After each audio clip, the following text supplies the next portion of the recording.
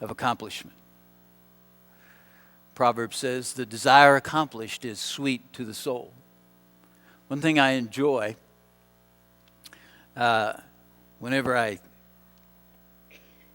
finish a marathon, if I'm able, is to watch the runners coming across after I'm done. And invariably, you will see it every time. There are runners who literally fall into somebody's arms and weep. And usually it's tears of joy. It might be tears of agony and pain.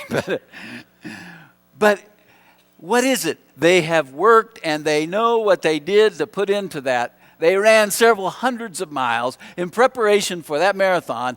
And when they crossed that finish line, I mean, they dreamed of it for weeks. They prepared for weeks and months. And when they crossed that finish line, it was overwhelming.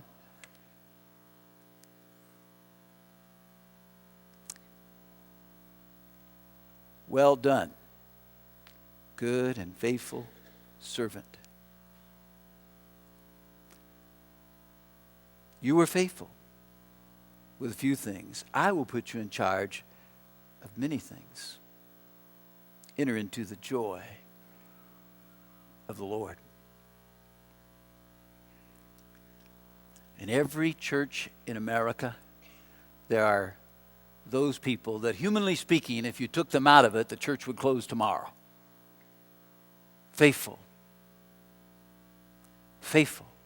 The people that make it happen, the people that teach a class, the people that minister to people, the people that mow the grass, the people that hang drywall in the new classrooms, the people that are faithful. And they are not famous, they are faithful. Much like my adopted grandpa, whose name is not in lights, whose name is not a household word in this world, but I am sure heard, well done, thou good and faithful servant. What is success? The principles of success. And then we see in this passage also some obstacles to success. Obstacles of success. This man, verse 24, the one who had received 1 talent, came up and said, Master, I knew you to be a hard man, reaping where you did not sow, gathering where you scattered no seed. And I was afraid, and I hid your talent in the ground. What is the obstacle? What are the obstacles to success? I think there are 3 here, and they all have to do with the attitude. This man had a poor attitude. If there's anything that keeps people from success, it is the attitude. The Bible says in Proverbs 23:7, as a man thinks, so he is.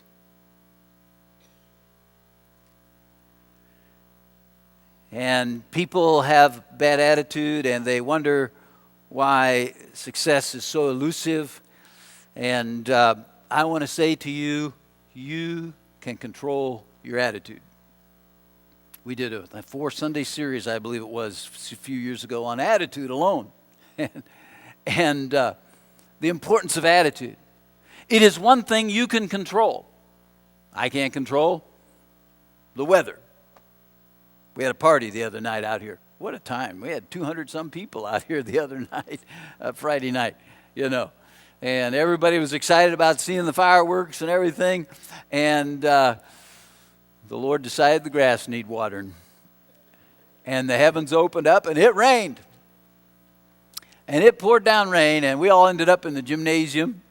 And Jerry Vanderbeek was soaking wet like a rat, And I had to laugh. And the fireworks were called off. But you know what? We can't control those things, but we can control our response. You can't control the circumstances. You can't control the weather. You can't control. There's a lot of things in life you and I can't control. Your attitude is one you can control. This man had a bad attitude. He only got 1 talent. You see, this other guy got 5, and then another guy got 2. He got 1. And our churches are filled with people today who have 1 talent, and they have hid it somewhere and said, I don't have what he has, and I don't have what she has, and I don't have that, and I wish I could sing in the worship team, and I can't do that, and I just don't have, and so they don't do anything. He had a bad attitude toward himself. It's very easy to get down on yourself. It's very easy to sell yourself way short.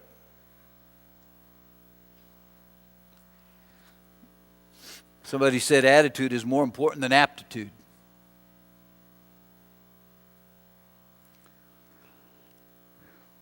We see somebody who's successful and has a good attitude, and we think his attitude is a result of his success. But the reverse is true in many cases. It's not he has a great attitude because he's successful. It's the other way around.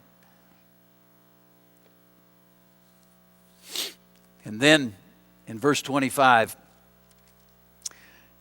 we find these words. This man said, and I was what?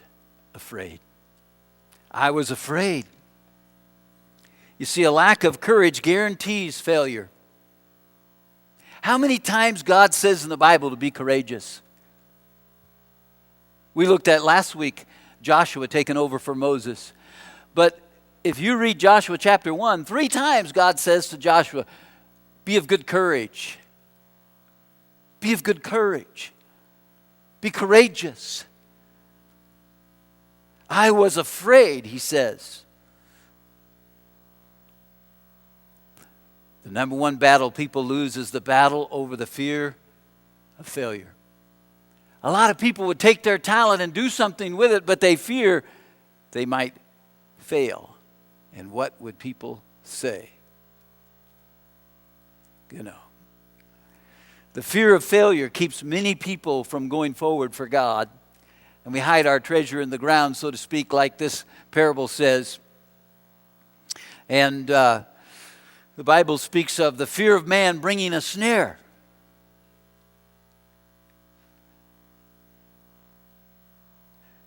The opposite of courage is conformity. The current of our society swims towards conformity. And I don't want to have to go against the current. I don't want to. This man had a wrong attitude towards himself, towards life. And then, one more thing, he had a wrong attitude towards the Lord. He had a wrong attitude towards the Lord. He said, Master, I knew you to be a hard man. Is that true? No, and the Lord did not agree with him. The Lord just said, if that's true, then you certainly should have invested this that I entrusted to you. And the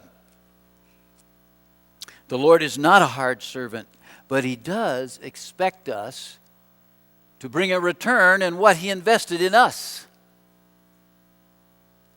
And he does teach us by this parable that one day we will stand before him and we will give an account as to what we did with what he entrusted to us.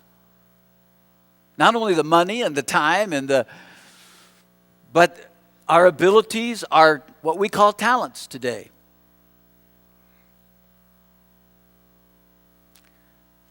The attitude must precede the accomplishment.